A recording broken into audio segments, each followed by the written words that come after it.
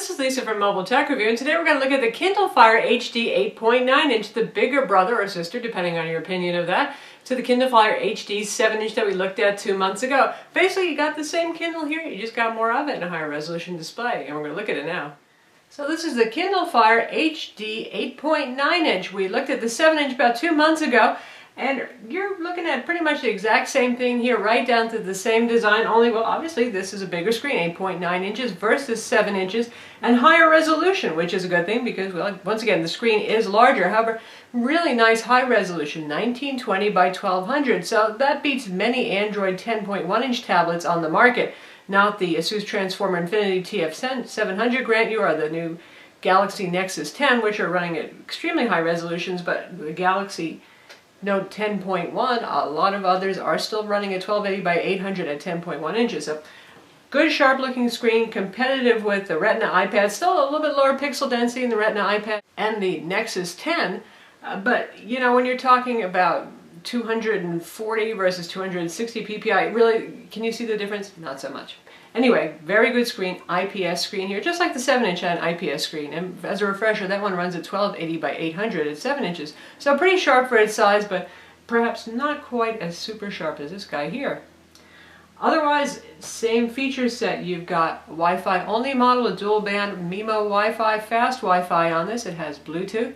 And there's optional LTE for this one. So pricing, first off, for the 16 gig you're looking at $299. That's pretty good bargain pricing there for a capable, we'll call it pretty close to 10-inch class tablet here.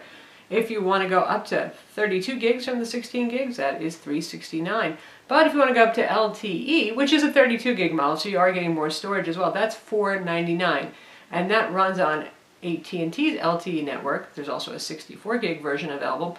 And Amazon does something interesting with the pricing. Obviously, it's considerably more expensive than the non-LTE model. You're paying a little of the cost of that wireless access up front instead of signing a contract and getting a subsidized device, but you're not paying that much more up front. So their basic data plan, the one they're advertising, to my mind is fairly useless. That gets you, for $50 a year on top of the device price, that gets you 250 megs of data per month. 250 megs is like nothing these days. Where a web page can be 100K, you're talking downloading your emails at best with not too many attachments, maybe looking at 40 web pages, 50, and you might be already hitting at the limit of that. Now, there are higher price data plans available if you're interested in that. And also, some things like video streaming are not enabled over LTE, so keep that in mind as well. Inside, compared to the Kindle Fire 7 HD, we have a slightly faster CPU. The Fire 7-inch had a 1.2 GHz dual core. This has a 1.5 GHz dual core, and again, it's an OMAP CPU, 4470. Capable CPU, something that we saw on last year's Android 10-inch tablets pretty commonly. And we're guessing it has a gig of RAM because Amazon is not saying, but our system information applications and benchmarking information apps are reporting around 750 megs, and the OS usually takes up some of that space. There's probably a gig of RAM inside here. Again, the base model gets you 16 gigs of storage, and that could be enough here because there's a whole lot of cloud stuff going on here. Really, I would say Kindle products are still designed largely for those who are a part of the Amazon ecosystem. Are you a Prime member? Do you watch Prime streaming videos? Do you pay for the ones that aren't on Prime? Do you have a lot of Amazon Kindle books that you buy? Newspapers, magazines, that kind of thing, and apps from their app store? If the answer is yes, then certainly one of these devices is for you. Now, I think some reviewers kind of missed the point. They spent a whole lot of time comparing this to Nexus tablets, and I think there's really a different audience here. I really do think that this is for the folks who just want something turnkey with really great customer service, a lot of help, a lot of support for the product, and a simple, straightforward way that's obvious to consume Amazon products. As always, you have the shop, you have games, you have apps, you have books right here, for example, so you can just hit the home button. You can just go through everything that's pretty much Amazon based on it easily. Now, certainly for those of you who are on a budget, this is also a temptation, and if you're a real techie type and you like to tinker with your tablet a lot, load custom ROMs, do all that kind of stuff, have full access to the Google Play Store, certainly a Google Nexus device is going to make more sense because it's a full Android tablet. You have full access to the Google Play Store and all the Google services, whereas here there is no Google Play Store access unless you want to be geeky and rooted, which you can do. Now, you can sideload apps on here. I'm going to show you my little app drawer. And here we have a whole bunch of things that are actually not on the Amazon App Store. Now they do have a pretty healthy App Store. It doesn't have everything Google Play has, but a lot more than the Nook App Store has. Speaking of Nook, I've sideloaded Nook, and yes, it works. I've sideloaded the Chrome web browser. I've put a bunch of benchmarking applications on here. I've got Antutu, Quadrant, all the things that I've sideloaded from my smartphone or my other tablet. So if you're pretty techie and you know how to do that kind of thing, pull your apps off of your other tablet or smartphone device, you can do that and you can get them on here for you techie types who are just looking for a budget tablet. In terms of size, well, it's an 8.9-inch tablet. It's getting pretty close to your average 10-inch tablet size. Comparing it to the iPad mini right here, which is 7.9-inch, so basically really an 8-inch tablet, you can see there's quite a difference in size though. And the iPad mini is very light, but it's uncannily light as tablets go, to be honest. And well, the Kindle Fire HD 8.9-inch is relatively light among 10-inch tablets, since it is a little bit smaller. It helps, and compared to the full-size iPad with Retina display, but still, mini is going to be thinner and lighter. This weighs 1.25 pounds. That's 1.25 pounds. Again, that's pretty light. Look at the Retina iPad that weighs almost 1.5 pounds. So not too bad on weight, and it's 0.35 inches thick. We'll take a look at the side now so you can see. And Amazon's designs are good. It's gotten a lot more modernized. Looks just like the 7-inch, but it still always looks a little bit more chunky, I think, than it is somehow in their design. So not too thick, not a bad looking tablet at all. It may not win any design awards, but it's pleasing enough looking, and it has a rubbery, rugged sort of feeling here. The Amazon claims it's pretty darn sturdy. Now if we look across the back, just like the 7-inch, we've got the little racing stripe here. And just to give it some visual appeal, you can see it has stereo speakers, again with Dolby, just like the 7-inch, and that's one of the grills right there, and there's one at the other end right over here. On the bottom we have micro USB, so you can transfer stuff to it and charge it. Charger not included in the box, by the way, so you have to use your computer to charge it or pay extra for the charger, or use your smartphone charger. It should work just fine too. And we have micro HDMI. So that's pretty nice here. If you're using Amazon Prime services and you don't have some modern piece of home AV gear that actually pulls internet streaming services, you can actually use this as a set-top box to get Prime Video content onto your TV. Nothing on that side. Nothing along the top edge. And on this side we have our 3.5mm audio jack and volume control and power button. As ever, just like the Kindle 7-inch HD, really a pain in the neck to find these buttons and to use them. It really helps if you get Amazon's case. It makes the buttons a little bit easier to find, but that's where they are. And if we compare it to the Kindle 7-inch HD Fire right here, obviously a big size difference. Little black borders make it hard to see, but you get a lot more screen real estate. Same bezel size. They both have large bezels, but it doesn't look quite so huge on the 8.9-inch device. It's a larger device overall. That means there's plenty of place to grab for those of you who like to have something that feels book-like when you hold it, though. At 1.25 pounds and 8.9 inches, it gets to be a little bit of a burden in the hands if you're reading for an extended period of time. And lastly, here is the Nexus 7. Much smaller device, more book-like, I would say. So if book reading is your thing, I think the 7-inch devices are a real nice size because they're not too heavy, they're not too big, easy to hold on to for a while, easy to toss in your pocket or your bag. But if you want to watch videos, obviously the big HD display on the 8.9-inch Kindle Fire is a selling point. And now we're going to compare it to the 10.1-inch Samsung Galaxy Note 10.1, which obviously will be a little bit bigger, 10.1 inches versus 8.9 inches.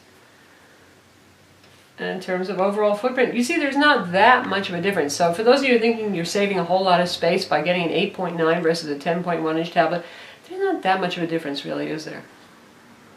And there they are sideways. Samsung being a very thin tablet. And obviously you can use the device in portrait orientation. It has an accelerometer, so it senses orientation and rotates appropriately. This is the orientation you probably want to use it when you're reading books, and we'll check out a book. Again, with the full HD display, you know you're going to get sharp text, and indeed it looks nice.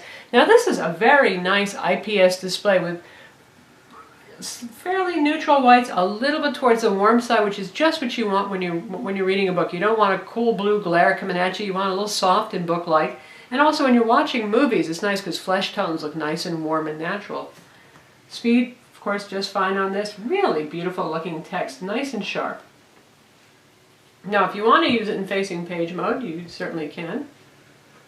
And that's what it looks like. not unlike the iBooks interface. And you can choose from a variety of typefaces and font sizes and all that. Again, this is just like the Kindle Fire HD 7-inch that we reviewed, so we're not going to go into every feature because you've probably already seen that review, or you can watch that review too, so you can decide between the two of these.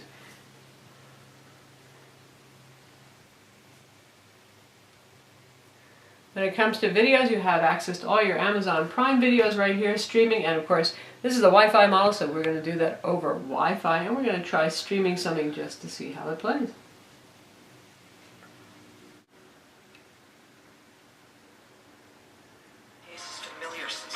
And you can hear the speakers. The Dolby on this is really excellent.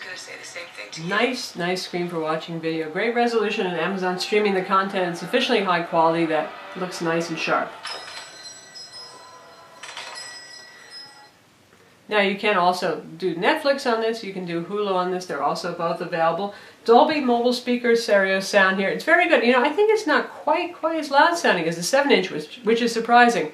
The 7-inch is an amazing powerhouse. Usually 7-inch tablets have frankly terrible speakers, and the speakers on the 7-inch Kindle Fire HD are awesome. Also very good on this, lots of stereo separation. I don't think there's quite as much volume, but certainly stands out.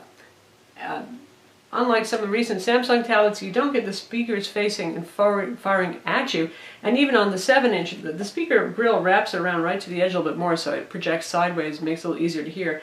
In the case of this guy, the speaker is pretty much terminating right at the back. So I'm going to show that to you one more time.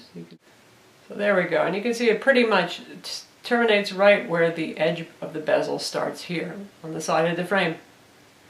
So it's obviously designed to be used mostly in landscape mode for the speakers to give you maximal stereo separation, but if you do tend to hold it lower down here, you will block those speakers. Now you can also sideload your own video content, and MPEG-4 based files are the advisable format, and you won't get them in the video player. Instead, there's actually a little app called Personal Videos. Funny way of doing it, but we've got a movie trailer here, 1080p. Increased intelligence. Skills that far exceed that of a human counterpart. Handles just fine. It's actually full 1080p native resolution screen, better than, so you've got Where does he fit in? no scaling, playing this. Chips, company, property. He hasn't spent any time with other chips. So once again, definitely a product I'd recommend if the video experience is really what you're focused on here more than the book reading experience. Though magazines too benefit from the bigger screen, because if you've used those Amazon magazines, you know the fonts can be kind of tiny. Speaking of magazines, we're looking at the New Yorker, which actually runs as its own little self-contained apps, and you can use it to download. You can see they have a cute little department of explanation here that shows you how to use the reader. And then we'll just jump onto an article here.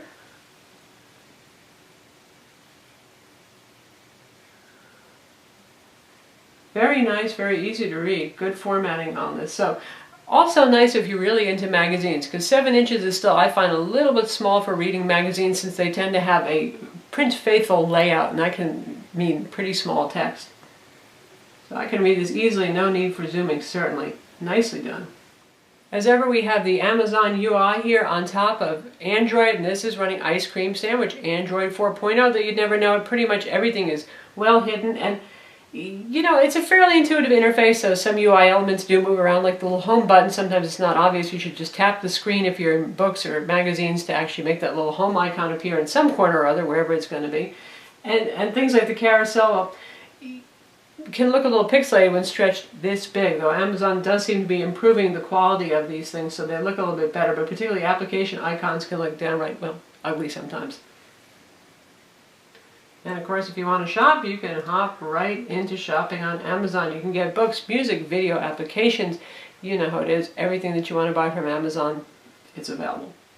As easy as a dangerous one-click away. Speaking of the dangerous one-click away, there are parental controls now, so you can actually give this to your kid and not have them buy everything in the store either intentionally or by accident. Good times there. Amazon uses the bookshelf metaphor for everything, as we know, with their Fire products, and so we have albums here that are showing up kind of like as if they were books. Don't know why the album cover didn't come through, but you can see we have Shop Natalie Merchant here because it's a Natalie Merchant tune, so they're always ready to sell you a little something else, but we just want to hear a song. And if we had an album cover, that's what we'd see that instead. But Nice, nice sound. Once again, the sound through the headphones is also very good, just enjoyable. And you've got your volume control right here, and yes, it plays in the background so you can listen to tunes while you're reading if you want. And if you swipe down, right here we have music playback controls. And as you can see, there's quick access to things like your brightness, your wireless, syncing with Amazon content, volume, a couple of handy things. And if you go to more, you can see the list of settings, which isn't everything that you would see on an Android tablet, but a fair amount of stuff right here. Now when it comes to applications, unlike the original Kindle Fire when it first came out, you didn't get any access to any contacts, PIM applications, that kind of thing. You can see right here we have our contacts, we have a calendar application, and it does email, including Gmail now, so you're not locked out from that. And you can just go to your account setup and actually add those things. So here we are in Calendar, and I haven't set up to sync with anything, but if we tap here, we can go to Settings, and we can add an account. And you can see I can add Gmail, Hotmail, MS Exchange, AOL, Yahoo, or other providers, generally for your IMAP and POP3 email. So you do get that stuff synced on here if you wish now. Now things like email notifications, they're pretty unreliable on this. I wouldn't count on it for that kind of thing, but it does sync. You can get your stuff. Amazon claims 10 hours of use on the tablet, which would be about par for the course for claims for 10-inch class tablets. So far we're seeing more like 9, and that's acceptable. That's 9 hours of actual use time. It doesn't just mean 9 hours on the clock. Standby time on Kindle is always excellent with the Kindle Fire HD 7-inch, and with this one, it's just amazing how long you can leave it just sitting on the desk, just sleeping, and it just really doesn't drain. It's good in that respect. Screen brightness is pretty good. There is glare here. Amazon claims that this is a polarizing display. I'm sure that is, but still, it's plenty glary. However, it's very bright, high contrast, nice, accurate colors. Amazon always does a good job with relative color accuracy when it comes to matching sRGB spectrum. So, pleasant there. Since it's an Amazon product, you can put Amazon Kindle books on here. Obviously, I have side-loaded Nook, but if you're not into doing that kind of thing, you're going to read Kindle format books on here. It does Audible books. It does the neat little Whisper Sync thing. So if you're using multiple Amazon Kindle devices or Kindle apps, you can actually sync your reading place and switch between the audio book format if you purchase it and the reading book. And it has reading text aloud to you feature if the publisher allows that. It's up to them as to whether they want to allow that on their book. It also has the X-ray feature in books and in movies, and in that you can get more information about the book or the movie, actors in the movie, things like that, trivia, sometimes useful information is available. And you can read comics on it, and we've got a comic application loaded here. I'll show you right now. This is Comics X. Certainly a great comic reader. Again, 8.9 inches is a lot nicer than 7 inches. It's a lot closer to the print size medium if you want to read comics. And that looks just great, doesn't it? My God. Nice colors, just so sharp. Easy enough to read, a little bit small, but hey, I can read it and my eyes are not that good. So certainly nice as a comic reader too, and where this text would be just about getting impossible for me on a 7-inch, it's readable here, so nice experience. Tablet plays games just fine. Thanks to the 1.5 gigahertz dual-core CPU here, that's enough horsepower to play most Android games well. We've been enjoying it so far. In terms of benchmarks, Quadrant 2810, not going to impress you compared to, say, a Tegra 3 or one of Samsung's recent Exynos processors, but not bad for something that's pushing a whole lot of pixels around. We're talking about 1920 by 1200 pixels there. And that's better than the 2170 Fire for the Kindle Fire 7-inch, which of course doesn't have to push as many pixels around either. Antutu 77 to 57, that's pretty respectable. That's not even that much lower than some Tegra 3 devices, though some of the better ones do score a little closer to 10,000. SunSpider has scored a 1438, where lower numbers are better. That's not bad, where a lot of Android phones and tablets are still scoring in the 1800 to 2000 area. That's a respectable number, not as impressive as the class-leading iPhone and latest generation iPad 4 with Retina display, which are scoring in 900, but still very good. And now we're in Nova 3, which is a pretty demanding game.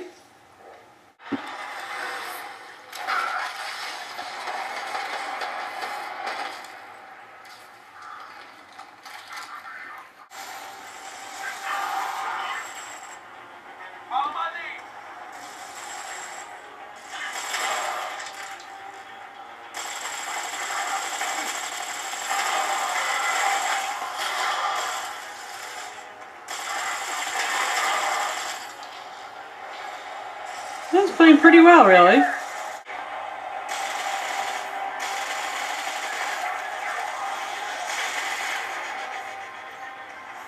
So that's Nova 3 on the Kindle Fire HD 8.9 inch.